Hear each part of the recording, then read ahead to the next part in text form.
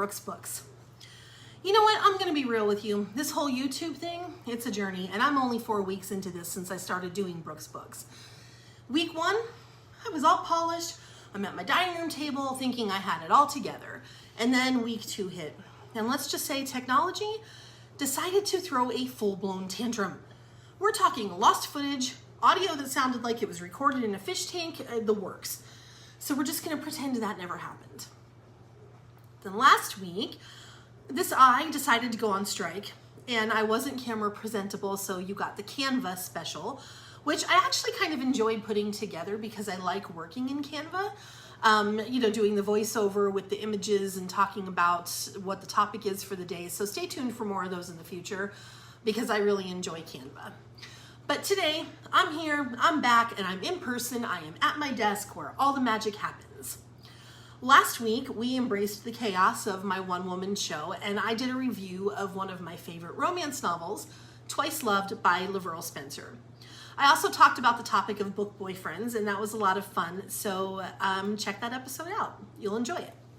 This week, we're diving into the wonderful, the wild, and the sometimes soul-crushing world of querying. It's been quite the experience querying, so I have deemed it my Exquerience. Like I just said, let's be real, okay? I am a self-published romance author, and I have been on or in the querying trenches for, well, a while, and let's just say the literary agents are playing hard to get, which means I'm still on the hunt for that elusive literary agent. You know, the one who sees my brilliance, falls in love with my manuscript, and whisks me away to traditional publishing paradise. But in order for that to happen, at least one of them needs to request a full manuscript, but nobody has requested that from me just yet. So, I want to share my journey. I want to share my struggles, and I want to share what I've learned along the way in my experience. Because if you're a writer and you're dreaming of a traditional publication, then you are not alone. So the first thing that I want to point out in finding an agent is that you have to do your research. Unfortunately, it's not like one of those job websites where you upload your resume, you find dozens of jobs that you're qualified for, and you click send to all. I wish it was like that because it would be a lot easier. But it's not, no. You have to research them to make sure that they are interested in your genre, and then you have to look at the detailed list of what they are requesting from you because they're all different.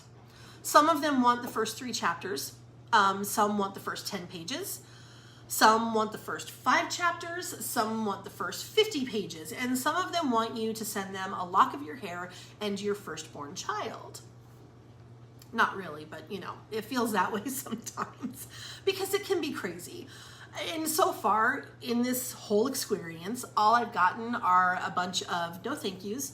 I am not interested. Your writing didn't draw me in. Opinions are subjective. We wouldn't be a good fit. Please don't give up. And my personal favorite, or my personal not so favorite, radio silence. You know, they say that the worst thing that you can get is a no, and I disagree. The worst thing you can get is complete silence. I mean, I want some kind of response. I mean, at least have the manners to tell me I suck, right? I have written and I have rewritten my query letter so many times, and I'm always including the main 3 points: the hook, the synopsis, and my bio. Do you know how difficult and how challenging that is to whittle my work down to 3 points? If you've ever read my work, you know that my books are very long, so summing it all up into a query letter is honestly, to me, a lot harder than even coming up with a book blurb. And don't get me started on the book blurb. Oh, you know what though? That could actually be a fun topic, or not fun, but a good topic for another episode. So stay tuned for that because I know a lot of writers really struggle with the book blurb. So I think if we do an episode on that, then maybe we can all put our heads together and come up with a much easier way to get those done. But back to the topic. So far, I've gotten the rejections and I've gotten the silence. Most of the rejections, you know, they're canned responses that you can tell they send to everybody. I've only had 2 rejections that actually felt like they were true emails from the agent, where one of them said she liked my idea, but she didn't think that she was the right fit. And then the other one said that she liked the plot of my book, but my writing didn't grab her. ouch. But at the same time, thank you. Now, don't get me wrong. I'm not mad at rejections, canned or personal. I'm actually really proud of them because at least I'm putting myself out there to even get a rejection. And as any creative person can tell you, putting yourself out there is sometimes the most difficult part of it all. So if you are having your own experience, all I can say is keep going, don't give up, do your homework though, and keep organized with who you're querying, what date you have sent to them, and the date that you get the rejection if you get one, and just keep track of all of that. But definitely make sure that you're following their requests right down to the last tiny detail, because I swear some of them throw some crazy things in their guidelines just to see if we're paying attention. Right? Anybody else agree? So in the meantime, keep writing and keep self-publishing because that's what I plan on doing.